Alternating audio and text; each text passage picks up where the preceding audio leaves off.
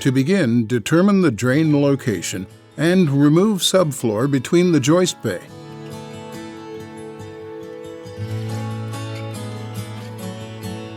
Then install 2x blocking 3/4 of an inch below the top of the existing floor joist. Next, lay a bead of adhesive on the blocking. Then install 3/4 inch OSB on top of the blocking and fasten in place.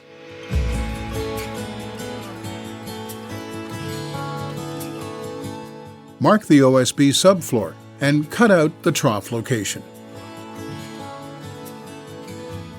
Next, lay a large bead of subfloor adhesive on the OSB and install the subfloor with trough cutout and fasten with nails.